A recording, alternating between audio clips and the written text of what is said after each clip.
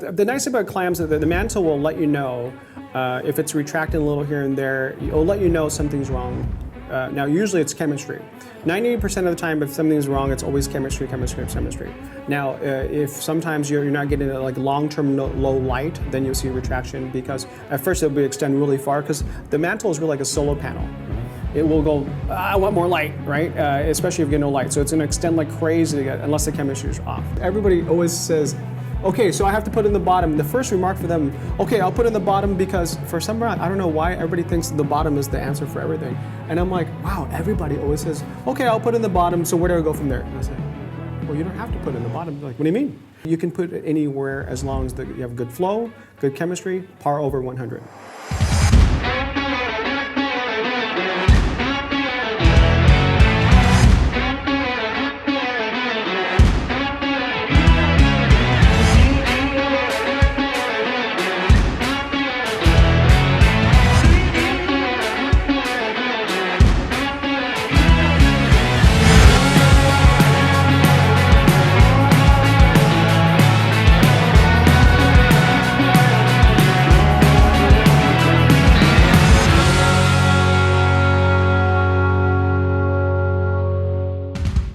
Hello everybody, we have a second episode of Reefing Room interview with John, who's the owner of clammania.ig, the best and the biggest importer and breeder and generally expert of clams.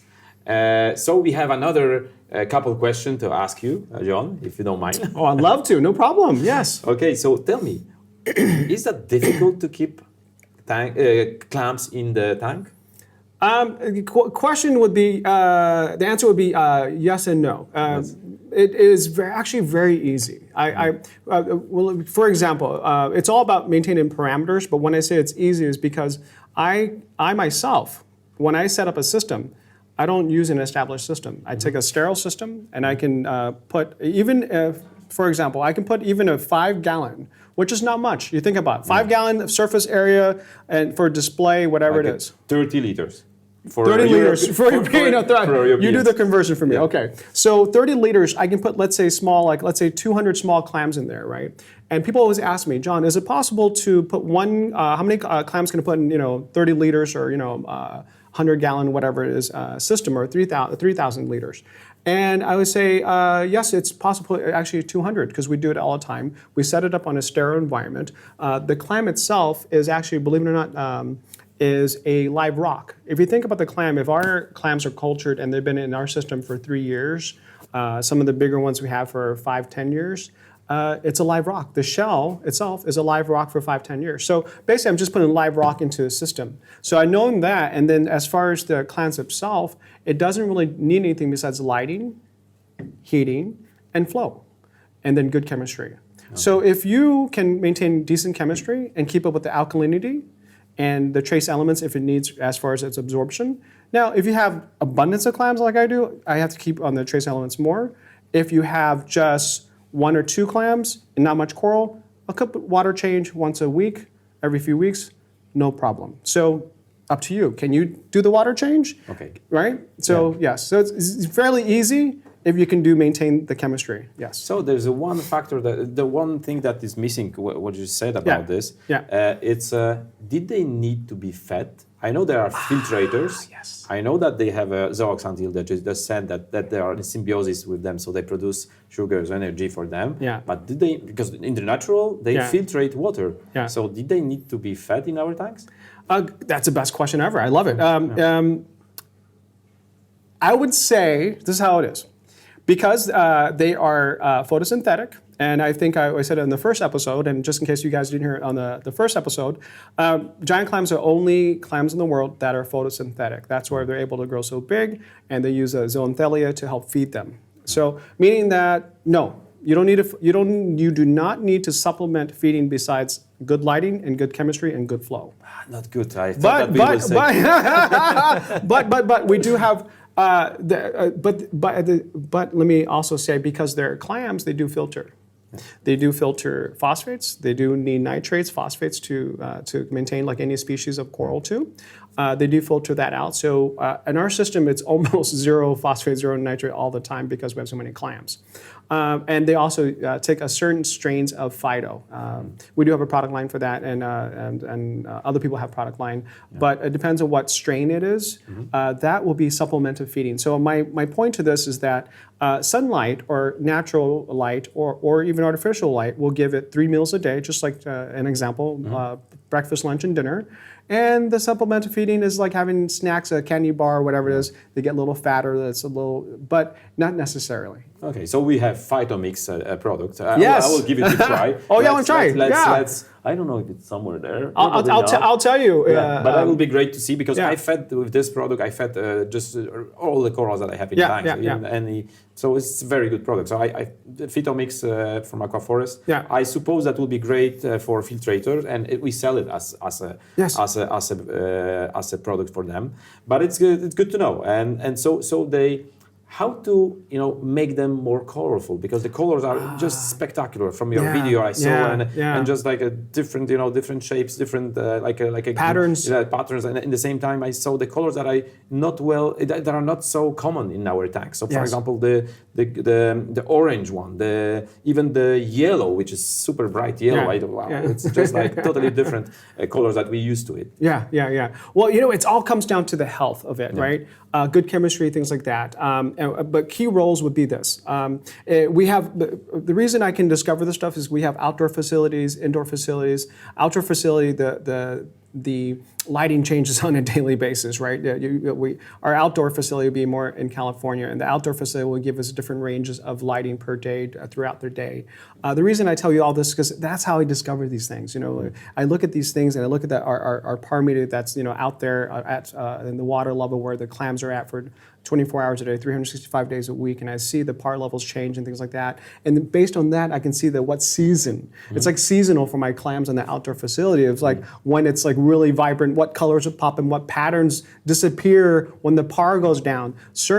When at certain par at over 150 par or 100 par, average for the day, I get every color, very brilliant. And then in summertime when the par goes from average from 100 to 900 throughout the day, which is giving me usually an average like 450, excellent color, very vibrant, very bright.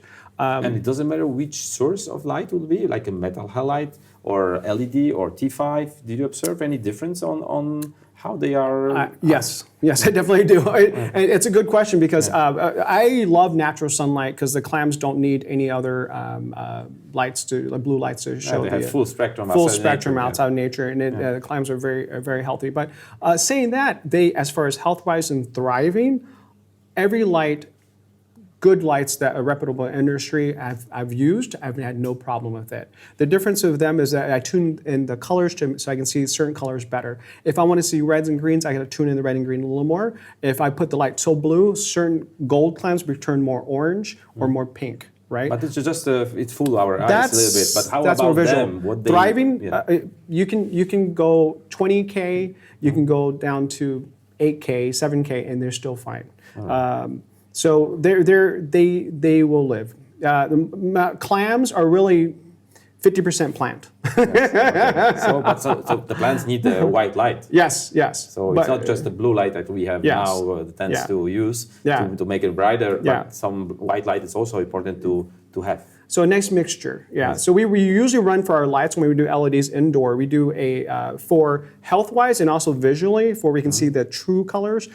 Based on true colors on camera, also true colors in real life, what they really look like without any hindrance or anything like that. What we do is we run usually on any purples, any blues in that spectrum, we run about 45% to 50%. If you go to 50% plus, then it becomes even more, a little more colorful, a little more exaggerated color, but still spectacular. And then we run the reds and the greens about 15%. The whites you can rev up to from 75 to 100, depends how much par you want in the system. And that's how we run our system for indoor. So anything above 100 par will sustain all the clams from the Croceas, Maximas, Durasas, and so on.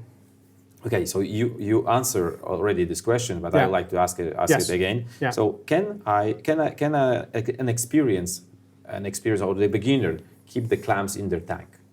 Yes. Yes, with the right instructions. All right. Yes, meaning acclimation. I'm sure maybe we'll get to that. Yes. You have to start from the beginning correctly. It's the right instructions. If you do what I tell you, yes. If you do your own way, maybe not. If you don't know how to maintain chemistry, you walk away. You let the salinity rise. You don't add alkalinity. You don't add the other. So basically, as other corals as well. Yes. Yeah. It's not a fish only tank. It's Yes. everybody needs to know that the corals are very demanding Yes. animals. Yes. So we need to have basic to keep them. Yeah. And especially in these days where corals are very expensive, it's hard to get them. Yeah. We're looking for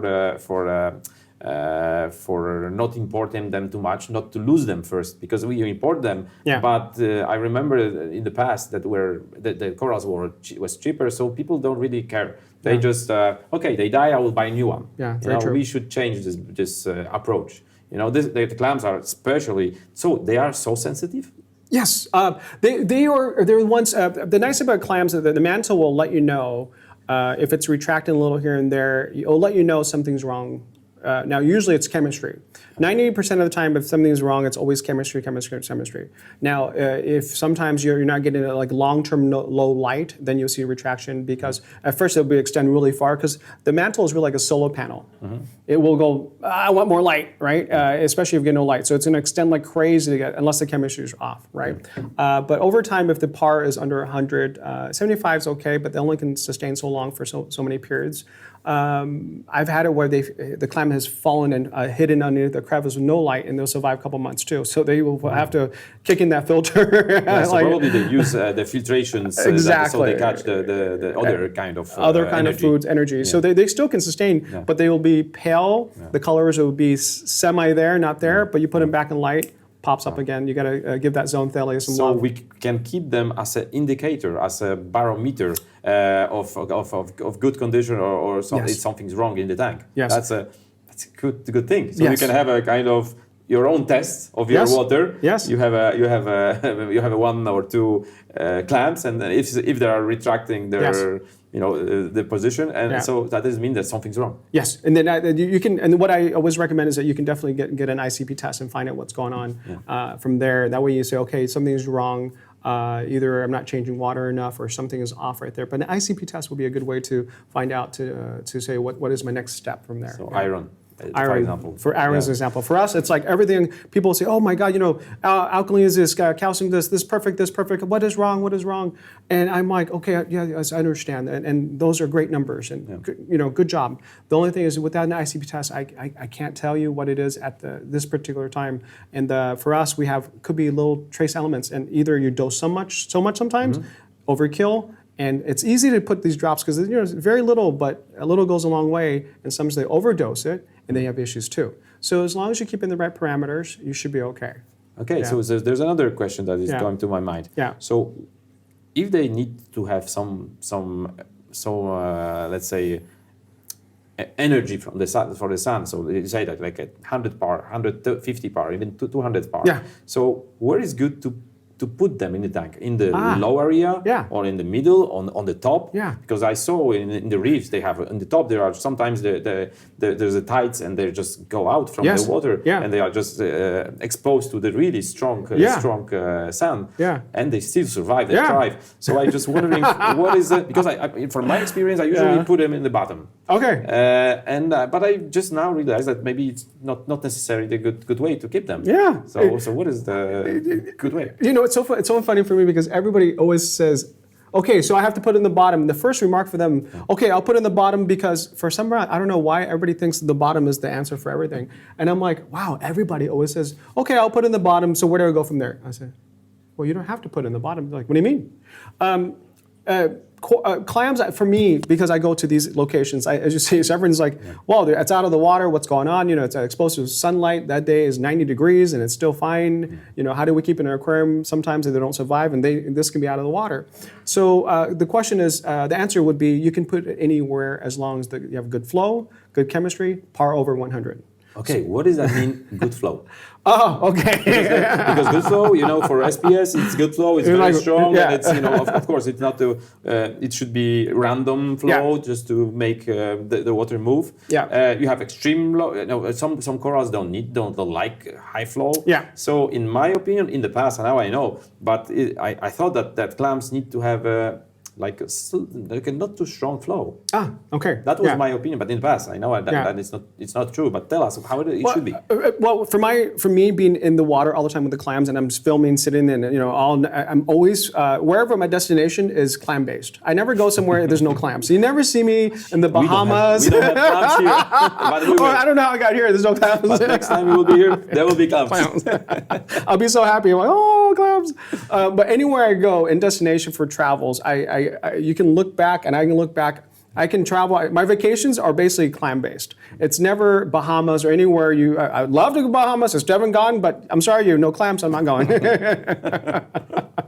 So as far as I look in nature where it's placed, and as far as flow, there's always good flow. Once in and some of the clams are in lagoons where you get current going in. And sometimes the current's just kind of, it's still, but there's still current. Not as much, but sometimes a lot of flow. Now, I discover certain areas where certain clams are with the more flow, they don't, an average maximum you see in the wild, maybe a full growth here. And these areas where you have a lot more flow, they're somehow double the size. And even the fish are double the size. So there's a lot of flow, a lot of nutrients.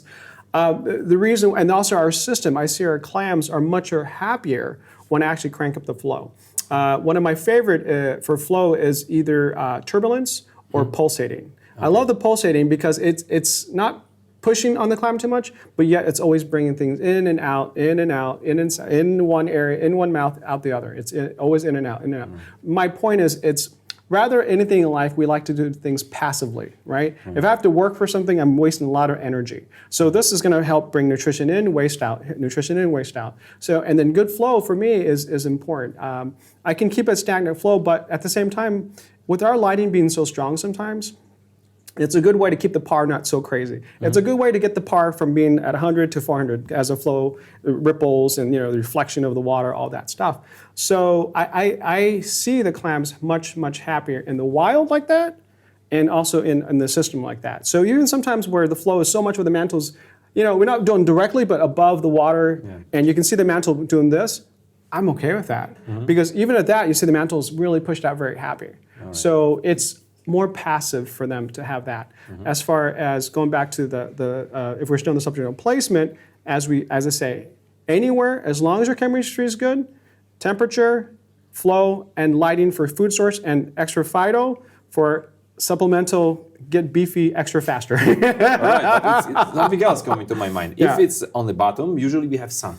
So if the sand will come, to the clam, it could be also not so good. If you try it, or some fish, for example, that they just take the sand and just split it on them. So what is going on? So how we what to do with that? Thank you for reminding me. I forget about that, and that's another thing that's very true. The sand is something that very few species of the clams are actually in nature. I don't see most places you dive, you're actually on the sand. Usually it's some hard surface. Right? Yesterday I showed you one photo with my wife. She was in Australia. It was like big clam. Gygus, right? Gygus, it was like probably 2 meters, so it's like 6 feet. It was huge. I was just half a ton or more. Dive in. I was like, but of course they will crush me. But it was super big, but it was on the sand. Yeah, but that's rare. A Gygus, because what happens is that A, they don't need as much lighting, right? But B, they're so big. Yes. You can be in the sand, right?